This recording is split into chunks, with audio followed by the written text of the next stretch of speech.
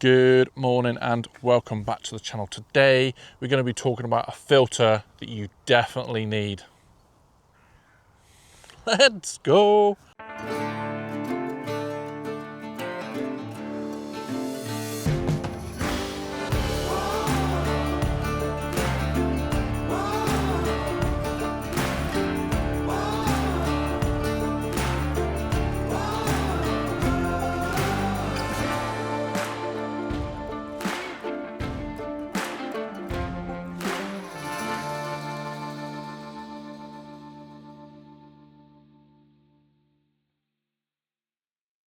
So as I said in the intro, we're going to be talking about a bit of kit that you definitely need. This filter, I don't often get excited about kit. Tools are there to obviously work for you, but I like tools that work for me well. This filter is a mega. I have said in previous videos, which I'll link up here somewhere, that I needed an ND filter and a polarizer in one. Traditionally, like I've said in this video up here, I'll link it up above, about putting an ND filter, like it's a variable ND filter, and a polarizer at the same time.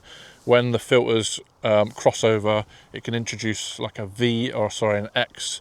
It can introduce really bad vignette, and it can introduce, more importantly, horrendous color cast, which some people in the comments from a previous video, which is pretty cool, I do encourage comments, said that they weren't aware of the potential of having color cast, and it's good to obviously see it in an actual video. I quite like the way I like to teach things and do stuff on tutorials, is to actually show rather than just to tell. I was going to film this in my studio, in my my office at home, but I thought, nah, this needs to be done outside, 100%. It's just smashing it down with rain. You can probably see behind me it's kind of overcast. Actually, I don't know where that's coming or where it's going, but it's definitely raining there. It's all going that way, so I must have just had that. So whatever's over that way doesn't look great. It's coming towards me. But anyway, we're going to talk about this filter. So good. So good. All right, before I go off on a tangent, I'll just show you right now. This is the Nano X series K&F Concept filter. It is an ND2 to ND32, so in my head it is 2 stops to 5 stops. It's also a circular polarizer, and it's also, this is what tops it off for me, this is why, another reason why I bought it, is it's a black diffusion. If you don't know what black diffusion is, or if you might have heard it before, called a pro mist, it kind of blooms your image a little bit. I'll try to do I'll try and do a before and after. I probably won't be able to do a before and after because I won't be able to expose it the same. It'd be too distracting to see the bloom on and off. If I had a bloom filter, or a pro mist as sometimes called, just on its own without any exposure change, that'd be way easier to see. Or maybe I'll do another video about that, about using a pro mist, because I've got a different one at home. But this one's all three. It states that there's no X cross shadow, which is what I was saying about some of the what do you call it, trade-offs that you can have. And it just works. It just works. This is not a sponsored video. I wish it was a sponsored video. So K&F Concept, if you're out there, hit me up. I did actually produce this in another video very quickly, which I'll link up here. It was like an unboxing video of stuff that I got through the door. And the first time I've used this, and the only time I've used this so far, is for Silverstone, which was last weekend, which I'm still editing. It's been an absolute beast to edit.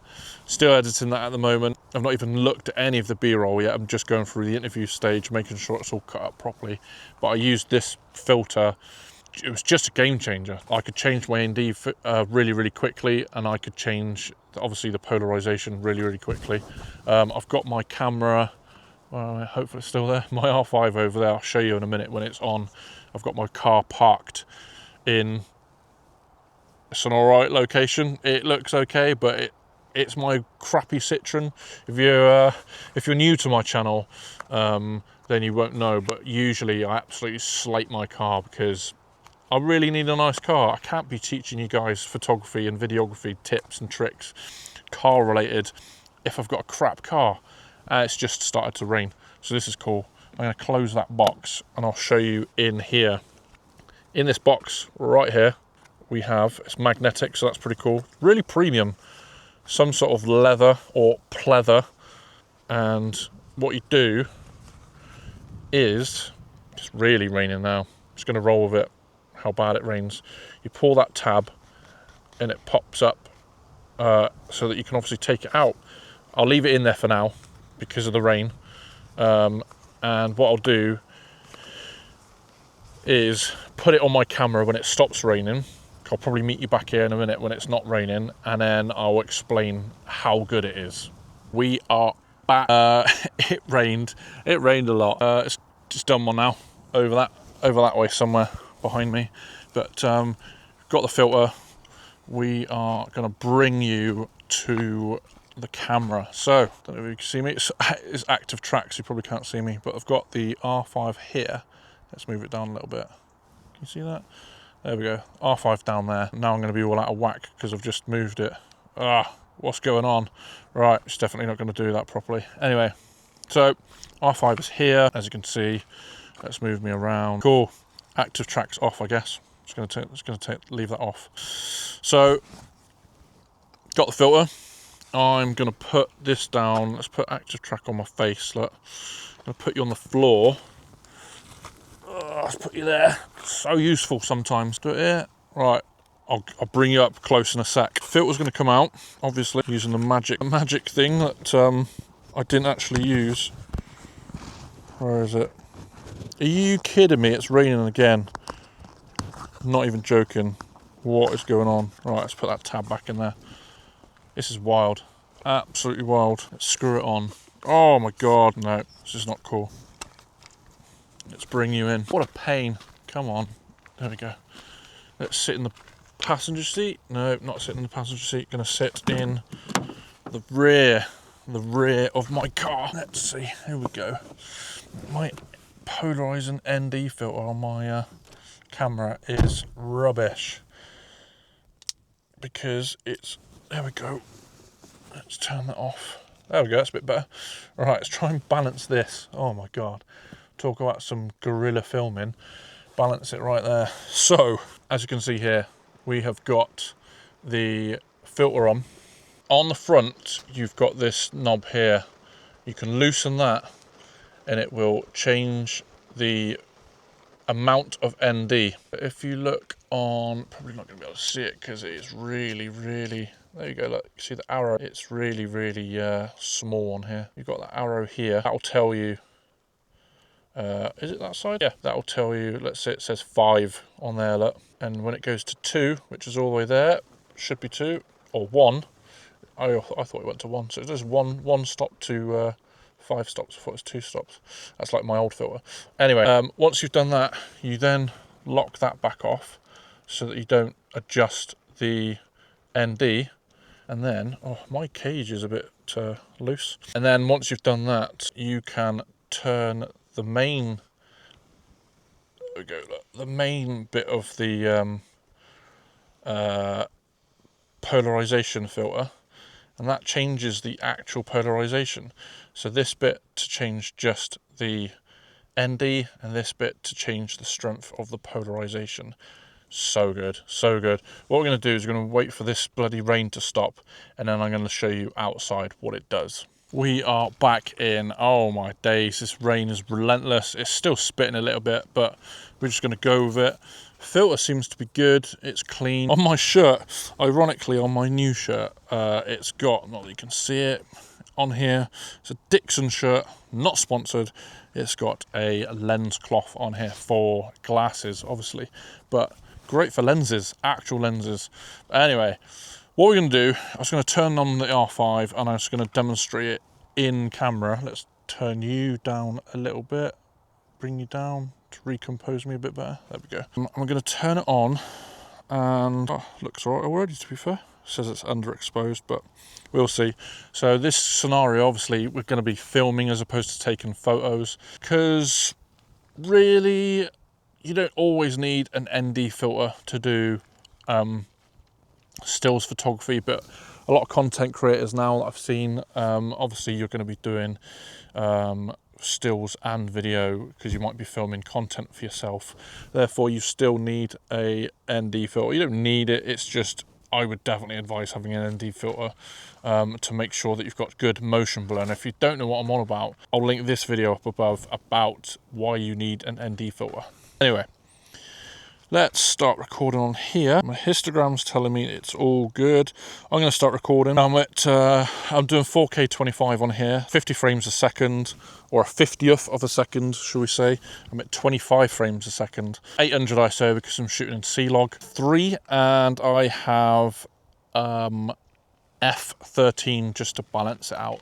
The sky's okay.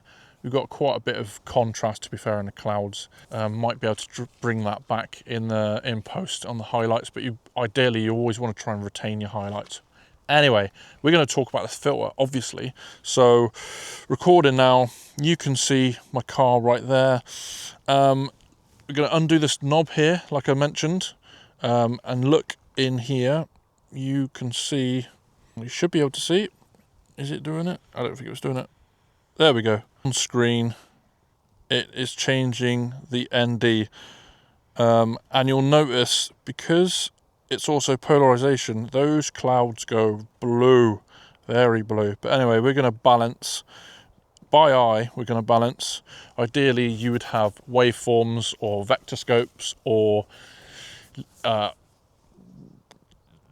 least you would have a histogram. You could have false color, but they're all video terms, which I might do. Let me know in the video below if you want me to talk about different tools to use for exposure and stuff like that. But a lot of cameras, you'll literally just have the histogram, which is that little graph that brings up. I'll try and put like a graphic up here. It's that little graph that when you go bright or dark, the exposure will change within the histogram.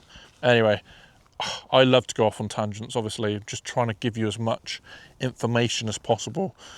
But that's the first bit. So then you've got to lock that off. Let's say you're happy with the exposure. Now look at my windscreen. I'm going to change the polarization of the glass. And there, that sweet spot there. So if you look, I'm going to zoom in a little bit. Let's reframe it a little bit. There we go. You can see the polarization. You can see through the glass. Now, if it was off, as in it wasn't doing what it's supposed to be doing, look at all that glare there, look. Bosh. Let's do that there. You could do, if you were doing photos, like I've mentioned in a previous video about my ND filter, not ND filters, circular polarizing filters, you could take that photo, and then if you look on the quarter panel and the arch and all that stuff, all of those windows here, this side, look, those windows, they're now depolarized, if you want to call it that, and the glare has been cut, so you could take a photo there and then Photoshop it in post because you're on a tripod. I did, if you didn't listen to it before or watch it, so I did mention in a previous video, because I've always talked about polarization and stuff like that, you can merge two photos together. So I would recommend always having a tripod, and a decent tripod as well, not a cheap travel tripod, a decent sturdy tripod to take two images of your client's car, and then you just merge them together in post to get the best picture you can. So that's it for obviously the features of this filter. I'm going to stop recording on that, but let's bring it in here. Let's bring it in so that we can see. Let's bring it all the way up here. All right, mate, you all right? So that pretty much concludes this short video about this filter. It is so good. Like I said, I don't often get too excited about kit, but when it just works, they've obviously put a lot of thought into this. So K&F, if you've got any other products that you want me to review, holler back. But yeah, it's just so good. Having a Pro Mist and all three, everything all in one go. And what I will mention, actually, before I forget, I just have a little bonus, little bit here, is I'm going to take this off the tripod and I'll show you, because the sun's just popped out, I'll show you the glare, what you can get, the little haze that you can get from this. What I'll do is I'll bring you along on the tripod and I'll give you a little bit of bonus footage because I was just about to wrap it up then. Sun's out. Let's go into this little field that's got stuff in it. I don't even know what it is, but it looks nice. All this purple stuff. If you know what all these flowers are, then let me know. Oh, the sun's out now. Sheesh. All right, stick you down there. I'm going to try and get a little bit of glareage. I'm going to call it that. See if this looks all right. We're going to line it up. We're going to change. Come on. Going to change the ND and we're going to lock it off. I'm going to change the polarization so that we don't get any glare on the car. We're going to cut through the windows. The sun's kind of gone away now. That's annoying. Does that look alright? Not particularly. Not particularly.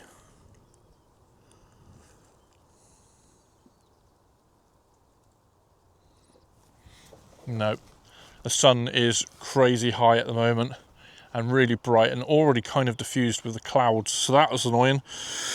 Let's see if it will. Let me show you the footage anyway. Let's say you had your nice car here, look, you're getting a bit of B-roll.